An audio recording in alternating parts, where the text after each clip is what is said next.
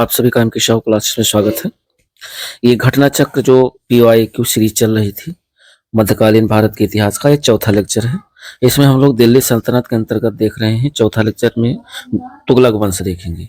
इससे पहले जो लेक्चर नंबर 3 था उसमें हम लोगों ने दिल्ली सल्तनत के अंतर्गत खिलजी वंश देखा था, और इससे पहले वाले लेक्चर में गुलाम वंश, तथा इससे पहले वाले लेक्चर में भारत पर जो है अरबों का आक्रमण। तो ये मध्यकालीन का ये चौथा लेक्चर है, तुगलक वंश। इससे जो अब तक के पीवाईक्यू क्वेश्चन बने हैं उन क्वेश्चनों को हम लोग कवर करेंगे।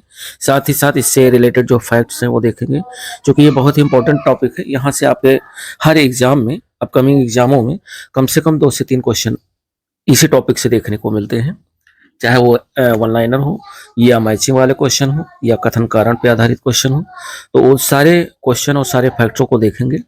देर न करते हुए वीडियो को शुरू करते हैं। यदि चैनल पे पहली बार है तो चैनल को लाइक, शेयर और अपने मित्रों के साथ शेयर करें, तथा सब्सक्राइब जरूर करें, ताकि सब्सक्राइब करने से फायदा ये है कि जो है अगले वीडियो का नोटिफिकेशन आपको तुरंत मिल जाएगा। तो देखते हैं तुगलक वंश। तुगलक वंश जो है ये अलाउद्दीन के सेनापतियों में गयासुद्दीन तुगलक या गाजी मलिक तुगलक वंश का प्रथम जो है शासक था। अर्थात अलाउद्दीन के सेनापतियों में ही था गयासुद्दीन तुगलक। उसने तुगलक वंश की स्थापना की। उसकी माता हिंदू जाट महिला थी, तथा पिता एक कुरौना तुर्क था जो बलवन का दास था। गयासुद्दीन तुगलक अलाउद्दीन खिलजी के शासनकाल में कई महत्वपूर्ण अभियानों का अध्यक्ष था, और उसे दीपालपुर का राज्यपाल भी नियुक्त किया गया था। 29 अवसरों पर उसने मंगोलों के विरुद्ध युद्ध किया, उन्हें भारत से बाहर खदेड़ा। इसलिए वह जो है मलिक उल गाजी के नाम से प्रसिद्ध हुआ। खुसरो शाह को समाप्त करके उसने दिल्ली के सिंहासन पर अधिकार कर लिया, और 8 सितंबर 1320 को सुल्तान बन गया। उसका एक नाम गाजी बेग तुगलक भी है, अथवा गाजी तुगलक भी था। इसी कारण जो है इतिहास में उसके उत्तराधिकारियों को भी तुगलक पुकारा जाने लगा, और उसका जो वंश था वह तुगलक वंश कहलाया। ये तो था तुगलक वंश से जो है रिलेटेड। आगे कह रहा कि गयासुद्दीन तुगलक के समय में लगान जो था वो किसानों से पहले की तरह पैदावार का 1/5 से 1/3 भाग वसूल किया जाने लगा। आवश्यकता अनुसार अकाल की स्थिति में भूमि कर को माफ किया गया। राजस्व वसूली में सरकारी कर्मचारियों को हिस्सा न देकर कर मुक्त जागीरें दी गई। गयासुद्दीन तुगलक के समय नस्ल एवं बटाई की प्रथा प्रचलन में रही। अलाउद्दीन के समय की कठोर दंड जो है व्यवस्था समाप्त कर दी गई, परंतु कर न देने वालों या सरकारी धन की बेईमानी करने वालों और चोरों को कठोर दंड दिए गए। वर्णी के अनुसार, यानी वर्णी लिखते हैं कि तुगलक शाह के न्याय से भेड़िए को भी इस बात का एहसास नहीं होता था कि वह किसी जो है भेड़ की ओर देखे। अर्थात दिल्ली सल्तनत के सभी सुल्तानों में मोहम्मद बिन जो तुगलक है, ये 1325 से 1351 ईस्वी तक यानी शासन किया, और सर्वाधिक विद्वान एवं शिक्षित शासक था। वह खगोल शास्त्र, गणित, आयुर्विज्ञान सहित अनेक विधाओं में निपुण था। मोहम्मद बिन तुगलक ने कृषि की उन्नति के लिए नए विभाग जैसे दीवान ए अमीर ए कोही, तो दीवान ए अमीर ए कोही की स्थापना जो है मोहम्मद बिन तुगलक ने की थी। इस विभाग का मुख्य कार्य कृषकों को प्रत्यक्ष सहायता देकर अधिक भूमि कृषि कार्य के अधीन लाना। 60 वर्ग मील की भूमि का एक लंबा टुकड़ा इस कार्य के लिए चुना गया। भूमि पर कृषि सुधार किए गए, और फसल चक्र के अनुरूप हेरफेर के साथ विभिन्न फसलों की खेती की गई। मोहम्मद बिन तुगलक के प्रयोग में एक सबसे महत्वपूर्ण था राजधानी दिल्ली से दौलताबाद। कई बार क्वेश्चन पूछा गया है कि दिल्ली से दौलताबाद राजधानी किसने हस्तांतरित किया, तो मोहम्मद बिन तुगलक ले गया। इब्न बतूता के अनुसार तुगलक जो है सुल्तान को दिल्ली के नागरिक असम्मानपूर्ण पत्र लिखते थे, इसलिए उन्हें दंड देने के लिए उसने देवगिरी को राजधानी बनाने का निर्णय लिया। डॉक्टर के निजामी के अनुसार सुल्तान कुतुबुद्दीन मुबारक खिलजी ने देवगिरी का नाम कुतुबाबाद रखा, तथा मोहम्मद तुगलक ने दौलताबाद। देवगिरी को कुब्बत उल इस्लाम भी कहा गया। आगे कह रहा है कि मोहम्मद बिन तुगलक ने अपने सिक्के पर अल सुल्तान चिल्ली अल्लाह, अर्थात सुल्तान ईश्वर की छाया है, ईश्वर सुल्तान का समर्थक है, आद वाक अंकित करवाए और मोहम्मद बिन तुगलक के द्वारा जारी जो सोने के सिक्के थे को इब्न बतूता द्वारा दीनार की संज्ञा दी गई तथा बरनी बरनी मोहम्मद तुगलक की 5 मुख्य योजनाओं का विशेष रूप से उल्लेख करता है। पहला है कि दोआब में कर की वृद्धि, दूसरा देवगिरी को राजधानी बनाना, तीसरा सांकेतिक मुद्रा जारी करना, चौथा है खुरासान पर आक्रमण और पांचवा है कराचिल की ओर अभियान। इब्न बतूता 1333 से 1347 ईस्वी तक मोरक्को का ये मूल निवासी था। इब्न बतूता मूल का अफ्रीकी यात्री था। ये मोहम्मद बिन तुगलक के कार्यकाल में यानी 1325 से 1351 में भारत आया था। मोहम्मद बिन तुगलक ने इसे दिल्ली का काजी नियुक्त किया, किसे? इब्न बतूता को। बाद में 1342 में उसे सुल्तान का राजदूत बनाकर चीन भेजा। इब्न बतूता ने किताब उल रहला, बहुत ही प्रसिद्ध पुस्तक है, कई बार पूछा भी गया है, नामक अपनी पुस्तक में अपनी यात्रा का विवरण प्रस्तुत किया। सल्तनत काल में डाक व्यवस्था का विस्तृत विवरण हमें इब्न बतूता की यात्रा वृत्तांत द्वारा प्राप्त होता है। आगे कह रहा है कि दिल्ली के सुल्तानों में मोहम्मद बिन तुगलक प्रथम सुल्तान था जो हिंदुओं के त्योहारों मुख्यतः होली में भाग लेता था। उसने गैर तुर्कों और भारतीय मुसलमानों को भी सरकारी पदों पर नियुक्त किया था, जिसके कारण बरनी ने उनकी कटु आलोचना की और ऐसे व्यक्तियों को छिछोरा, माली, जुलाहा, नाई, रसोईया आदि कहा।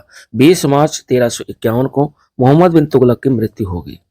उसके निधन पर बदायूनी ने लिखा कि सुल्तान को उसकी प्रजा से और प्रजा को अपनी सुल्तान से मुक्ति मिल गई। ये भी वाक्य कई बार पूछा गया है और ये किसने कहा था? बदायूनी ने लिखा है।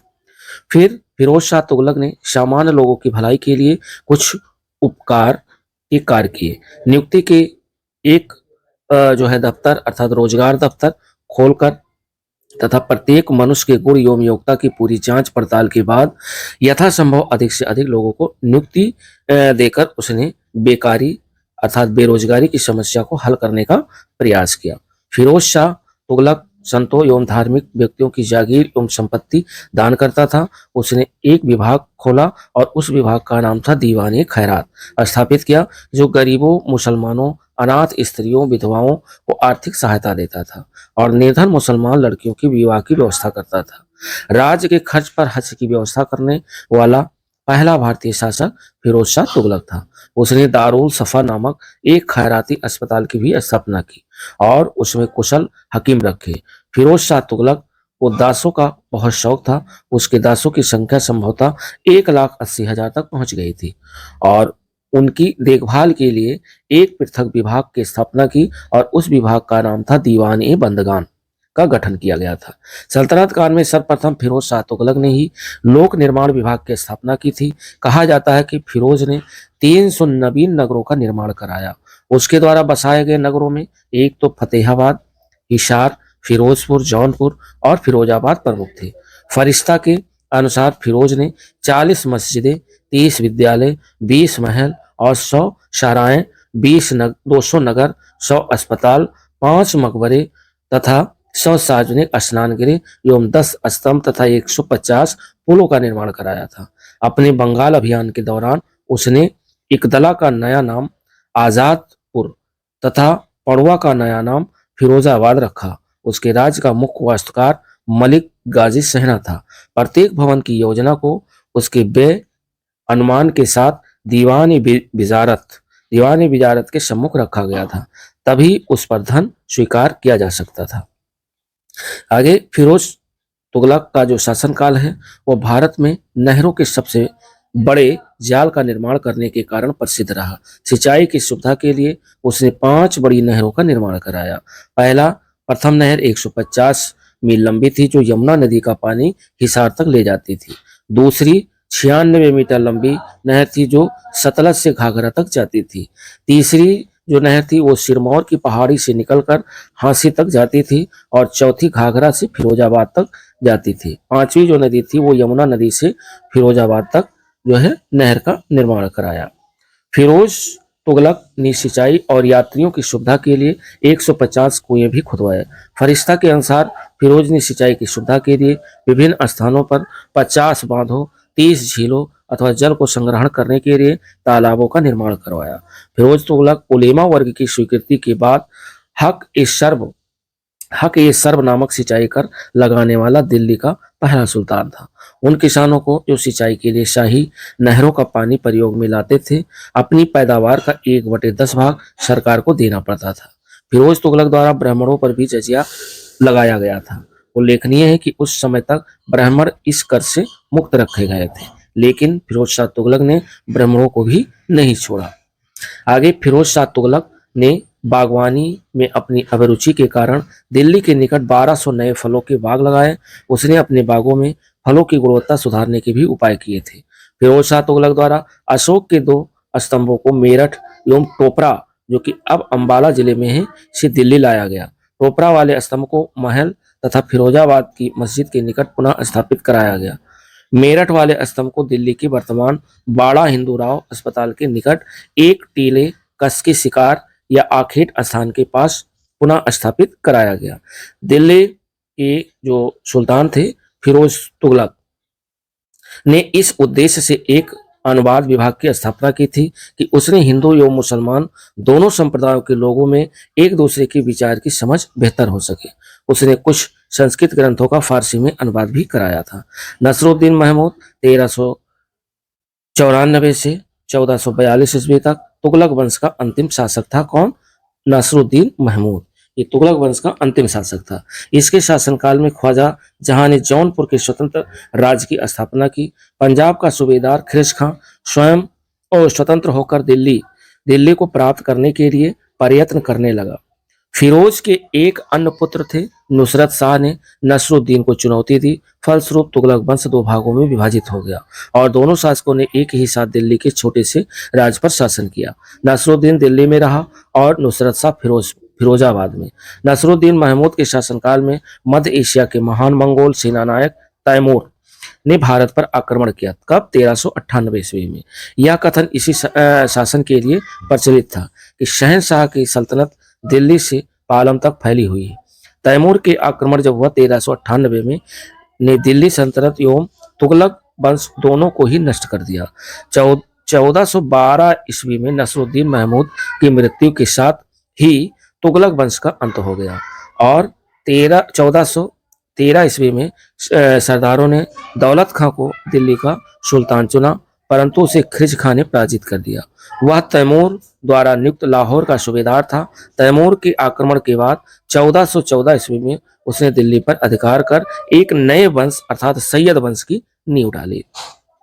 तो ये दोस्तों तुगलक वंश से रिलेटेड जो फैक्ट्स थे वो हम लोगों ने देखे। अब इससे रिलेटेड जो अब तक के PYQ क्वेश्चन बने हुए हैं उन प्रश्नों को हम लोग देखते हैं और जो नीचे आपके दिए हुए हैं फैक्ट्स, जो कि फैक्ट्स हम लोगों ने पढ़ लिया है, तो अब जहां आवश्यकता होगी उसको देखेंगे, बाकी आप वीडियो को पॉज करके देख सकते हैं। पहला क्वेश्चन कह रहा है अलाउद्दीन खिलजी के निम्न सेनाध्यक्षों में से कौन सा तुगलक वंश का पहला सुल्तान बना?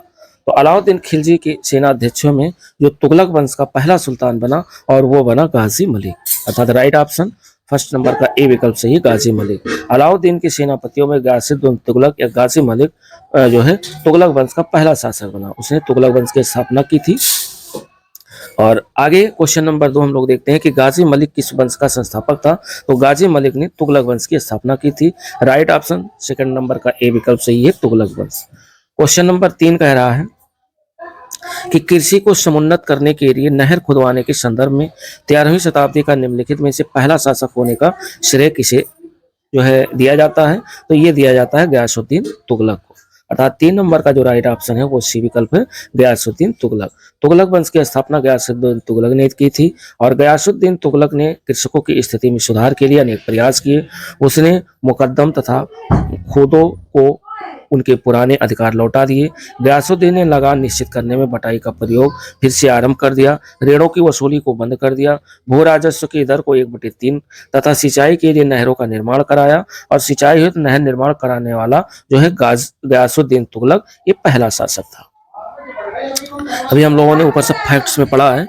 अगला क्वेश्चन नंबर 4 कह रहा है कि किस वंश के सुल्तानों ने सबसे अधिक समय तक देश में राज किया? तो सबसे अधिक जो है समय तक जो जिन सुल्तानों ने जो है देश पर राज किया और वो है तुगलक वंश। तुगलक वंश ने सबसे अधिक समय तक जो है देश में राज्य किया था। तो राइट ऑप्शन 4 का डी विकल्प सही है। गुलाम वंश के सुल्तानों ने 1206 से 1290 ईस्वी तक शासन किया। खिलजी वंश की अगर बात करें तो 1290 से 1320 ईस्वी तक शासन किया। लोधी वंश ने 1451 से 1426 ईस्वी तक शासन किया। वहीं तुगलक वंश की अगर बात करें तो तुगलक वंश ने 1320 से 1400 जो है 12 ईस्वी तक शासन किया। इस प्रकार तुगलक वंश का शासन सबसे दीर्घकालीन था। क्वेश्चन नंबर 5 कह रहा है कि दिल्ली सल्तनत का सर्वाधिक विद्वान शासक जो खगोल शास्त्र, गणित, आयुर्विज्ञान सहित अनेक विद्याओं में माहिर था, वो कौन था? तो वो था मोहम्मद बिन तुगलक। अर्थात राइट ऑप्शन 5 का सी विकल्प सही है, मोहम्मद बिन तुगलक। दिल्ली सल्तनत के सभी सुल्तानों में मोहम्मद बिन तुगलक, जो कि 1325 से 1351 ईस्वी तक शासन किया और सर्वाधिक विद्वान एवं शिक्षित शासन था। वह खगोल शास्त्र, गणित एवं आयुर्विज्ञान सहित अनेक विधाओं में निपुण था। 5 नंबर के बाद 6 नंबर क्वेश्चन देखते हैं। 6 नंबर कह रहा है कि अमीर ए कोही एक नया विभाग किस सुल्तान के द्वारा शुरू किया गया था? तो अमीर ए कोही एक नया विभाग स्थापित किया गया था और यह स्थापित किया गया था मोहम्मद बिन तुगलक के द्वारा। अर्थात राइट ऑप्शन 6 नंबर का सी विकल्प सही है, मोहम्मद बिन तुगलक। आगे 7 नंबर क्वेश्चन कह रहा है कि दिल्ली के किस सुल्तान ने एक पृथक कृषि विभाग की स्थापना की एवं फसल चक्र की योजना बनाई थी? तो ये बनाई थी मोहम्मद बिन तुगलक ने। अर्थात राइट ऑप्शन 7 का डी विकल्प सही है, मोहम्मद बिन तुगलक। 8 नंबर क्वेश्चन कह रहा है कि दीवाने कोही किससे संबंधित है? तो दीवाने कोही जो संबंधित है ये मोहम्मद बिन तुगलक से संबंधित है। अर्थात 8 नंबर का जो राइट ऑप्शन है वह यह विकल्प सही है, मोहम्मद बिन तुगलक। 9 नंबर क्वेश्चन कह रहा कि मोहम्मद बिन तुगलक अपनी राजधानी दिल्ली से ले गया, तो दिल्ली से ये दौलताबाद ले गया था। तो राइट ऑप्शन 9 का ए विकल्प सही है। वेरी वेरी इंपॉर्टेंट क्वेश्चन है, कई बार ये विभिन्न एग्जामों में पूछा गया है। कह रहा मोहम्मद बिन तुगलक के प्रयोगों में एक सबसे महत्वपूर्ण था कि राजधानी दिल्ली से दौलताबाद अर्थात देवगिरी ले जाना। ये मोहम्मद तुगलक द्वारा राजधानी परिवर्तन के विभिन्न कारण बताए गए।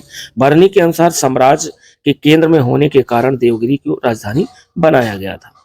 9 नंबर के बाद 10 नंबर क्वेश्चन कह रहा है कि दिल्ली से दौलताबाद राजधानी के हस्तांतरण का जो आदेश दिया था वो किसने दिया था? तो ये दिया था सुल्तान मोहम्मद बिन तुगलक ने। अर्थात राइट ऑप्शन 10 नंबर का जो है डी विकल्प सही है, सुल्तान मोहम्मद बिन तुगलक।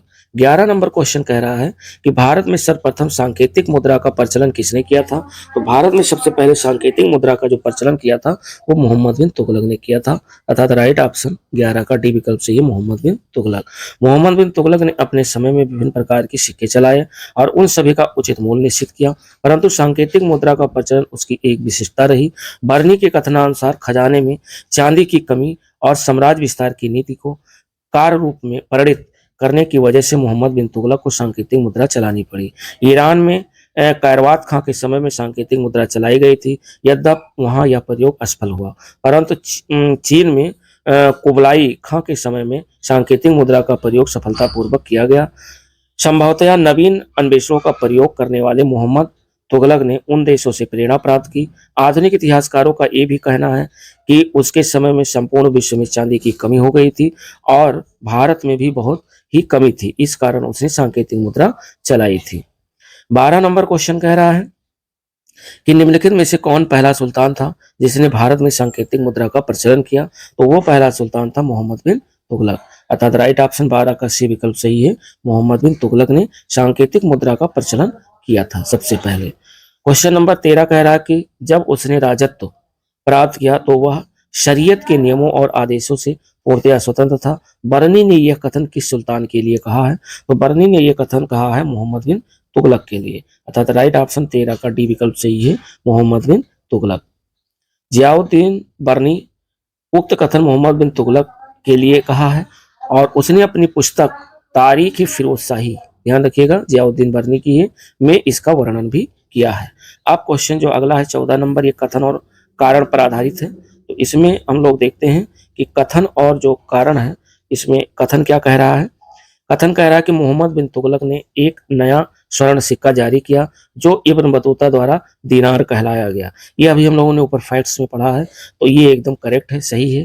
दूसरा कह रहा मोहम्मद बिन तुगलक पश्चिमी एशियाई तथा उत्तरी अफ्रीकी देश के साथ व्यापार में अभिवृद्धि के लिए स्वर्ण सिक्कों की टोकन मुद्रा जारी करना चाहता था। तो ये गलत है, आर गलत है, अर्थात कथन सही है और कारण गलत है। तो राइट ऑप्शन इसका सी विकल्प सही होगा, ए सही है किंतु आर गलत है। सी विकल्प इसका सही है। कह रहा है कि मोहम्मद बिन तुगलक के द्वारा जारी स्वर्ण के सिक्कों को इब्न बतूता, जो कि मोरक्को का यात्री था, द्वारा दिनार की संज्ञा दी गई और मोहम्मद बिन तुगलक अपनी सैन्य शक्ति में अभिवृद्धि के लिए तांबे के सिक्कों की टोकन मुद्रा जारी करना चाहता था, न कि पश्चिमी एशियाई देशों तथा उत्तरी अफ्रीकी देशों के साथ व्यापार करने के लिए स्वर्ण का टोकन। अतः ये जो है सही है और आर गलत है। अगला क्वेश्चन भी कथन और कारण पर आधारित है। तो 15 नंबर क्वेश्चन हम लोग देखते हैं। इसमें कह रहा कि कथन कह रहा कि मोहम्मद तुगलक की प्रतीक मुद्रा योजना असफल सिद्ध हुई, यानी मोहम्मद तुगलक की जो प्रतीक योजना थी वो असफल सिद्ध हुई। और कारण कह रहा है कि मोहम्मद तुगलक का मुद्रा निर्गमन पर उचित नियंत्रण नहीं था। तो ए और आर दोनों सही है। आर ए की सही व्याख्या भी करता है, अर्थात इसका राइट ऑप्शन ए विकल्प सही है 15 नंबर का। 15 नंबर के बाद में हम लोग 16 नंबर क्वेश्चन देखते हैं। और 16 नंबर क्वेश्चन कह रहा है कि मूर देश का जो यात्री था इब्न बतूता किसके शासनकाल में भारत आया था। तो ये आया था मोहम्मद बिन तुगलक के शासनकाल में, अर्थात 16 नंबर का जो राइट ऑप्शन है वो ये विकल्प है, मोहम्मद बिन तुगलक। इब्न बतूता 1333 से 1347 ईस्वी तक मोरक्को का निवासी था, जो कि मूल अफ्रीकी यात्री था। यह मोहम्मद बिन तुगलक के कार्यकाल में 1325 से 1351 तक ये मोहम्मद बिन तुगलक का कार्यकाल था, में भारत रहा और मोहम्मद बिन तुगलक ने उसे दिल्ली का काजी भी नियुक्त किया था। और आगे 17 नंबर क्वेश्चन कह रहा है कि मध्यकालीन यात्री एवं लेखक इब्न बतूता किस देश का निवासी था। तो ये निवासी था मोरक्को का, अर्थात 17 नंबर का जो राइट ऑप्शन है वह भी विकल्प सही है, मोरक्को। 18 नंबर क्वेश्चन कह रहा है कि इब्न बतूता भारत में किसके शासनकाल में आया था। तो इब्न बतूता भारत में मोहम्मद बिन तुगलक के शासनकाल में आया था, अर्थात राइट ऑप्शन 18 का डी विकल्प सही है, मोहम्मद बिन तुगलक। 19 नंबर क्वेश्चन कह रहा है कि किसने सल्तनत काल में डाक व्यवस्था का विस्तृत विवरण दिया था। तो डाक व्यवस्था का जो सल्तनत काल में डाक व्यवस्था का जो विस्तृत विवरण दिया था वो दिया था इब्न बतूता ने। राइट ऑप्शन 19 का बी विकल्प सही है, इब्न बतूता। सल्तनत काल में डाक व्यवस्था का जो विस्तृत विवरण है वो हमें इब्न बतूता की यात्रा वृत्तांत द्वारा प्राप्त होता है। यह मोरक्को के तांजीर प्रदेश का निवासी था और मोहम्मद तुगलक के शासनकाल में भारत आया था। किताब उल रहला इसकी प्रसिद्ध पुस्तक है, किसकी, इब्न बतूता की, उसकी प्रसिद्ध पुस्तक है, ध्यान रखिएगा, कई बार पूछी गई है। और आगे 20 नंबर कह रहा कि कश्मीर घाटी के अंतिम मुस्लिम शासक यूसुफ शाह चक, जिन्हें मुगल सम्राट अकबर द्वारा बिहार में निर्वासित किया गया, ये दफन है। ये कहाँ दफन है? तो ये दफन है नालंदा में, अर्थात राइट ऑप्शन 20 नंबर का डी विकल्प सही है, नालंदा। इसमें कह रहा है कि कश्मीर घाटी के अंतिम मुगल शासक यूसुफ शाह चक को मुगल सम्राट अकबर द्वारा निर्वासित किया गया था और निर्वासन के दौरान यूसुफ शाह चक की मृत्यु 1592 ईस्वी में बिहार में हुई, जिसे नालंदा में दफनाया गया।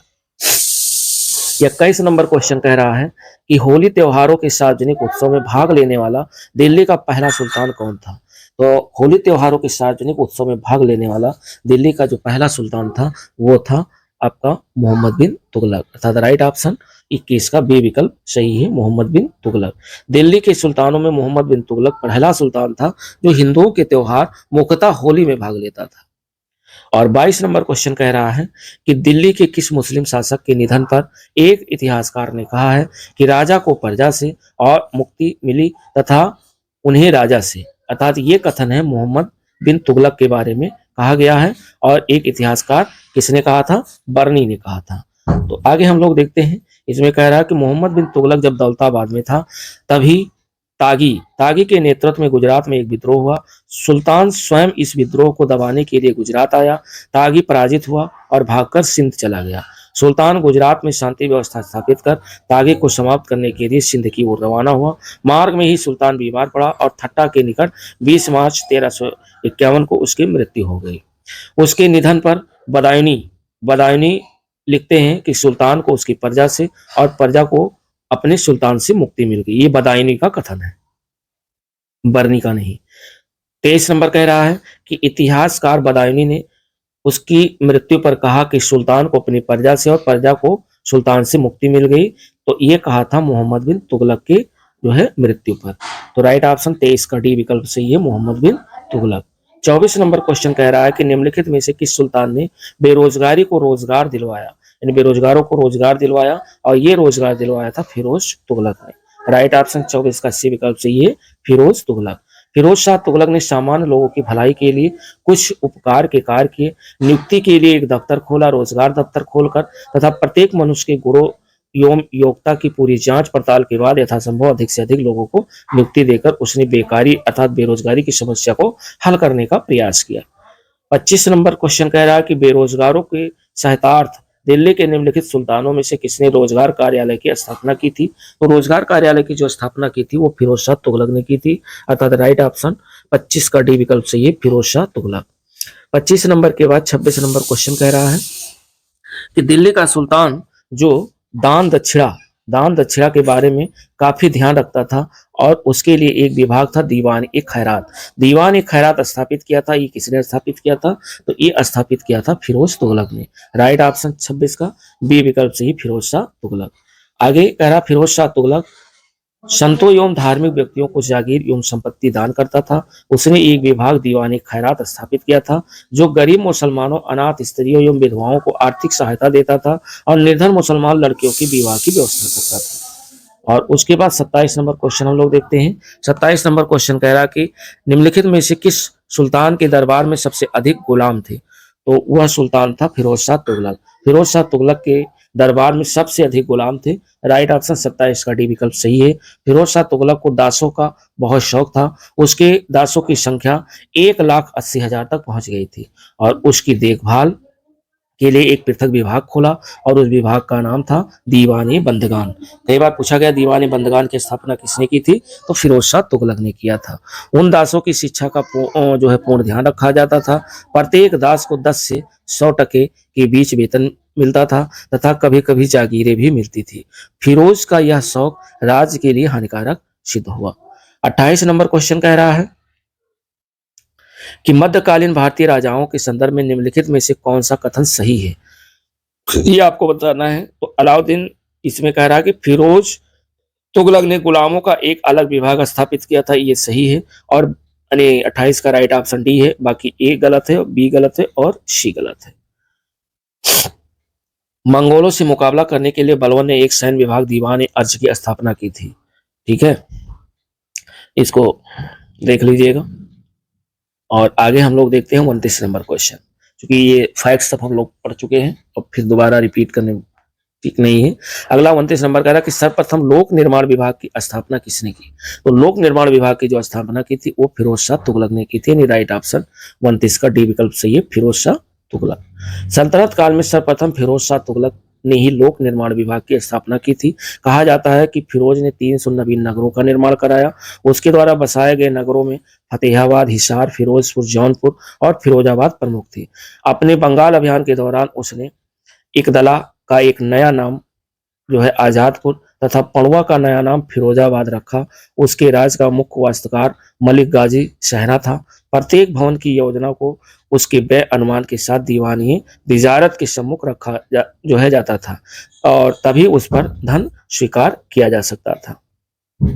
30 नंबर क्वेश्चन कह रहा है कि दिल्ली का जो सुल्तान भारत में नहरों के सबसे बड़े जाल का निर्माण करने के लिए प्रसिद्ध है वह कौन था? तो वो था फिरोज शाह तुगलक, अर्थात राइट ऑप्शन 30 का डी विकल्प सही है। नहरों का सबसे बड़ा जाल का निर्माण फिरोज शाह तुगलक ने किया था। फिरोज शाह का जो तुगलक का जो शासन काल है वो भारत में नहरों के सबसे बड़े जाल का निर्माण करने के कारण प्रसिद्ध रहा। सिंचाई की सुविधा के लिए उसने 5 बड़ी नहरों का निर्माण करवाया। फिरोज तुगलक उलेमा वर्ग की स्वीकृति के बाद हक ये सर्ब नामक सिंचाई कर लगाने वाला दिल्ली का पहला सुल्तान था और उन किसानों को जो सिंचाई के लिए शाही नहरों का पानी प्रयोग में लाते थे अपनी पैदावार का 1/10 भाग सरकार को देना पड़ता था। 31 नंबर क्वेश्चन कह रहा है कि दिल्ली के किस सुल्तान ने सबसे ज्यादा नहरों का निर्माण किया था? तो दिल्ली का वह सुल्तान थे फिरोज शाह तुगलक जिसने सबसे ज्यादा नहरों का निर्माण कराया था। तो 31 नंबर का जो राइट ऑप्शन है वो भी ए विकल्प है, फिरोज शाह तुगलक। और 32 नंबर क्वेश्चन कह रहा है कि हक ए सर्ब अथवा सिंचाई कर लगाने वाला दिल्ली का पहला सुल्तान कौन था? तो हक ए सर्ब या सिंचाई कर लगाने वाला दिल्ली का जो पहला सुल्तान था वो थे फिरोज शाह तुगलक, अर्थात राइट ऑप्शन 32 का डी विकल्प सही, फिरोज शाह तुगलक। आगे 33 नंबर क्वेश्चन कह रहा है कि दिल्ली के किस सुल्तान ने ब्राह्मणों पर भी जजिया कर जो है लगाया था? तो वो लगाया था फिरोज शाह तुगलक ने। राइट ऑप्शन 33 का भी विकल्प सही, फिरोज शाह तुगलक। फिरोज तुगलक द्वारा ब्राह्मणों पर भी जजिया कर लगाया गया था उल्लेखनीय है कि उस समय तक ब्राह्मण इस कर से मुक्त रखे गए थे। फिरोज के इस कदम के विरुद्ध दिल्ली के ब्राह्मणों ने भूख हड़ताल की तथा अंत में दिल्ली के अन्य हिंदुओं ने ब्राह्मणों के हिस्सों का जजिया स्वयं देने का निर्णय लिया था। आगे 34 नंबर क्वेश्चन कह रहा है कि निम्नलिखित में से किस सुल्तान ने फलों की गुणवत्ता सुधारने के लिए उपाय किए। तो फलों की गुणवत्ता सुधारने के लिए जो उपाय किया था वो फिरोज शाह तुगलक ने किया था। 34 नंबर का जो राइट ऑप्शन है वो बी विकल्प है। फिरोज शाह तुगलक ने बागवानी में अपनी अभिरुचि के कारण दिल्ली के निकट 1200 नए फलों के बाग लगाए तथा उसने अपने बागों में फलों की गुणवत्ता सुधारने के भी उपाय किए थे। और उसके बाद 35 नंबर क्वेश्चन कह रहा है कि टोपरा टोपरा तथा मेरठ से 2 अशोक स्तंभ लेख दिल्ली कौन लाया था। तो टोपरा तथा मेरठ से जो 2 अशोक स्तंभ लेख दिल्ली लाए थे और वो लाए थे फिरोज शाह तुगलक। राइट ऑप्शन 35 का भी विकल्प सही है, फिरोज शाह तुगलक। फिरोज शाह तुगलक की विशिष्टता यह थी कि उसने अपने पूर्ववर्ती राजाओं और कुलीन पुरुषों के भवनों की मरम्मत कराने एवं उन्हें पुनः निर्मित कराने पर बहुत ध्यान दिया। उसने अपने निर्माण से भी अधिक महत्व उन भवनों को पुनः स्थापित करने में दिया। उसके द्वारा अशोक के 2 स्तंभ को मेरठ एवं टोपरा जो अब अम्बाला जिले में पड़ता है से दिल्ली लाया गया। टोपरा वाले स्तंभ को महल तथा फिरोजाबाद की मस्जिद के निकट पुनः स्थापित कराया गया और मेरठ वाले स्तंभ को दिल्ली के वर्तमान बड़ा हिंदू राव अस्पताल के निकट एक टीले कश के शिकार या आखेट स्थान के पास पुनः स्थापित कराया गया था। आगे 36 नंबर क्वेश्चन कह रहा है कि दिल्ली का कौन सा सुल्तान था जो अशोक स्तंभ को दिल्ली लाया था। तो वो लाया था फिरोज शाह तुगलक ने। यानी राइट ऑप्शन 36 का ए विकल्प सही है, फिरोज शाह तुगलक। 37 नंबर क्वेश्चन कह रहा है कि दिल्ली के किस सुल्तान ने इस उद्देश्य से एक अनुवाद विभाग की स्थापना की कि उसने दोनों संप्रदायों के लोगों में एक दूसरे के विचारों की समझ बेहतर हो सके। तो यह स्थापित किया था फिरोज शाह तुगलक ने। राइट ऑप्शन 37 का बी विकल्प सही है, फिरोज शाह तुगलक। दिल्ली के सुल्तान फिरोज शाह तुगलक ने एक अनुवाद विभाग की स्थापना की थी और जिससे कि उसे हिंदू एवं मुसलमान दोनों संप्रदायों के लोगों में एक दूसरे के विचारों की समझ बेहतर हो सके और उसने कुछ संस्कृत ग्रंथों का फारसी में अनुवाद भी करवाया। 38 नंबर क्वेश्चन कह रहा है कि राज्य के खर्च पर हज की व्यवस्था करने वाला पहला जो है भारतीय शासक कौन था। तो राज्य के खर्च पर हज की व्यवस्था करने वाला जो पहला भारतीय शासक था वो था फिरोज शाह तुगलक। राइट ऑप्शन 38 का भी विकल्प सही है, फिरोज शाह तुगलक। राज्य के खर्च पर हज की व्यवस्था करने वाला पहला भारतीय शासक फिरोज शाह तुगलक था। उसने दारुल सफा नामक एक खैराती अस्पताल की स्थापना भी की थी और उसमें कुशल हकीम रखे थे। 39 नंबर क्वेश्चन कह रहा है कि फिरोज तुगलक द्वारा स्थापित दारुल सफा क्या था। तो फिरोज शाह तुगलक द्वारा जो स्थापित किया गया था दारुल सफा एक खैराती अस्पताल था। तो राइट ऑप्शन 39 का भी विकल्प सही है, एक खैराती अस्पताल। 40 नंबर क्वेश्चन कह रहा है कि दिल्ली सल्तनत के तुगलक राजवंश का अंतिम शासक निम्नलिखित में से कौन था। तो दिल्ली सल्तनत के तुगलक राजवंश का जो अंतिम शासक था वो था नासिर उद्दीन महमूद। तो नसरुद्दीन महमूद था। 40 का जो राइट ऑप्शन है वो सी विकल्प सही है, नासिर उद्दीन महमूद। नासिर उद्दीन महमूद 1394 से 1412 ईस्वी तक तुगलक वंश का अंतिम शासक था। इसके शासनकाल में ख्वाजा जहां ने जौनपुर के स्वतंत्र राज्य की स्थापना की। पंजाब का सूबेदार खिलज खां स्वतंत्र होकर दिल्ली को प्राप्त करने के लिए प्रयत्न करने लगा और फिरोज के एक अन्य पुत्र नुसरत शाह ने नासिरुद्दीन को चुनौती दी। फलस्वरूप जो है तुगलक वंश 2 भागों में विभाजित हो गया और दोनों शासकों ने एक ही साथ दिल्ली के छोटे से राज्य पर शासन किया। नसरुद्दीन दिल्ली में रहा और नुसरत शाह फिरोजाबाद में। नसरुद्दीन महमूद के शासनकाल में मध्य एशिया के महल मंगोल सेनानायक तैमूर ने भारत पर आक्रमण किया। तो तैमूर ने भारत पर कब आक्रमण किया? 1398 ईस्वी में। यह कथन इसी शासक के लिए प्रचलित था। शहंशाह की सल्तनत दिल्ली से पालम तक फैली हुई थी। 41 नंबर क्वेश्चन कह रहा है कि तैमूर ने किसके शासनकाल में भारत पर आक्रमण किया। तो तैमूर ने जो है जब आक्रमण किया था तो उस समय शासन था नसरुद्दीन शाह का, जो कि ना ए में है, ना बी में है, ना सी में है और ना डी में है। इसमें स्टार लगा हुआ है। देखते हैं इसमें क्या कह रहा है। इसमें कह रहा है कि भारत पर तैमूर का जो आक्रमण हुआ उस समय तुगलक शासक जो थे नासिरुद्दीन महमूद शाह थे, अर्थात 1394 से 1412 ईस्वी के काल में 1398 में तैमूर ने आक्रमण किया और भारत पर आक्रमण करने के उद्देश्य को तैमूर ने स्वयं स्पष्ट किया था कि उसमें से एक था काफिरों से युद्ध था तथा उसका विनाश तथा दूसरा था कि धन प्राप्ति। जनवरी 1399 में जो है तैमूर फिरोजाबाद, मेरठ, हरिद्वार, कांगड़ा और जम्मू होता हुआ वापस लौट जाने से पहले उसने खिरज खां को मुल्तान और दीपालपुर और लाहौर का सूबेदार नियुक्त किया था। 42 नंबर क्वेश्चन कह रहा है कि तैमूर लंग ने किस वर्ष भारत पर आक्रमण किया? तो ये आक्रमण किया था 1398 ईस्वी में। राइट ऑप्शन 42 का बी विकल्प सही है। तैमूर लंग ने भारत पर आक्रमण किया था 1398 ईस्वी में। 43 नंबर क्वेश्चन कह रहा है कि तैमूर के आक्रमण के बाद भारत में किस वंश का राज स्थापित हुआ? तो तैमूर के आक्रमण के बाद भारत में जो है सैयद वंश का राज स्थापित हुआ। तो राइट ऑप्शन 43 का बी विकल्प सही है, सैयद वंश। अर्थात तैमूर का आक्रमण हुआ 1398 में और दिल्ली सल्तनत एवं तुगलक वंश दोनों को ही नष्ट कर दिया। 1412 ईस्वी में नसरुद्दीन महमूद की मृत्यु के साथ ही तुगलक वंश का अंत हो गया। 1413 में सरदारों ने दौलत खां को दिल्ली का सुल्तान चुना, परंतु उसे खिरज खां ने पराजित कर दिया। वह तैमूर द्वारा नियुक्त लाहौर का सूबेदार था। तैमूर के आक्रमण के बाद 1414 ईस्वी में उसने दिल्ली पर अधिकार कर एक नया वंश जो कि सैयद वंश की नींव डाली थी। और उसके बाद ये लास्ट क्वेश्चन हम लोग देखते हैं 44 नंबर क्वेश्चन कह रहा है कि जो है निम्नलिखित को उनके कालक्रम के अनुसार क्रमबद्ध करना है। कालक्रम के अनुसार क्रमबद्ध करना है, जैसे रुकनुद्दीन, फिर मुबारक खान, फिर फिरोज शाह तुगलक और उसके बाद आलम शाह। अब इनको क्रमबद्ध करना है कि कौन, इसको क्रम से लगाना है। तो सबसे पहला जो शासक था वो रुकनुद्दीन, उसके बाद मुबारक खान ने शासन किया, फिर फिरोज शाह तुगलक, उसके बाद आलम शाह ने। इस हिसाब से अगर देखा जाए तो 1 2 3 4 यानी राइट ऑप्शन इसका सी विकल्प सही है, जो कि कालक्रम में सही है। तो राइट ऑप्शन 44 का जो है सी विकल्प सही है। देख लेते हैं। रुकनुद्दीन ने 1236 ईस्वी में, मुबारक खान ने 1316 ईस्वी से 1320 ईस्वी तक शासन किया, फिरोज शाह तुगलक ने 1351 से 1388 ईस्वी तक, और वहीं आलम शाह की अगर बात करें तो 1445 से 1451 ईस्वी तक। रुकनुद्दीन 1236 ईस्वी में इल्तुतमिश की मृत्यु के बाद शासक बना, जबकि इल्तुतमिश ने रजिया को अपना उत्तराधिकारी नियुक्त किया। मुबारक खान 1316 ईस्वी में मुबारक खिलजी के नाम से दिल्ली का सुल्तान बना और फिरोज शाह तुगलक 1351 ईस्वी पर गद्दी पर बैठा और 1351 से 1388 ईस्वी तक दिल्ली का सुल्तान रहा, तथा सैयद वंशी शासक आलम शाह जो कि 1445 से 1451 ईस्वी तक दिल्ली का सुल्तान रहा। तो ये दोस्तों 45 क्वेश्चन आप लोगों ने देखे, जो कि अति महत्वपूर्ण क्वेश्चन है, PYQ क्वेश्चन है, पूछे गए क्वेश्चन है। तो ये ध्यान रखिएगा, बहुत ही इंपॉर्टेंट क्वेश्चन है और ये बहुत ही इंपॉर्टेंट टॉपिक है। यहाँ से आपके हर एग्जाम में क्वेश्चन 2 से 3 क्वेश्चन देखने को तुगलक वंश से मिलते हैं। तो इसके साथ ही जिन लोगों ने NCERT सार संग्रह जो है वन लाइनर ना देखा हो, उसकी पूरी बुक कंप्लीट है, सबके अलग अलग टॉपिक जो है कवर है। तो आप टॉपिक वाइज NCERT सार संग्रह वन लाइनर देख सकते हैं। साथ ही साथ घटना चक्र भारत का भूगोल कंप्लीट है देख सकते हैं, विश्व का भूगोल कंप्लीट है देख सकते हैं, और घटना चक्र जो है आधुनिक भारत का इतिहास कंप्लीट हो गया है। सबकी अलग अलग प्लेलिस्ट टॉपिक वाइज दी हुई है, बनी हुई है, आप वो देख सकते हैं। और ये चल रहा है मध्यकालीन भारत का इतिहास घटना चक्र, इसमें ये 4था लेक्चर है।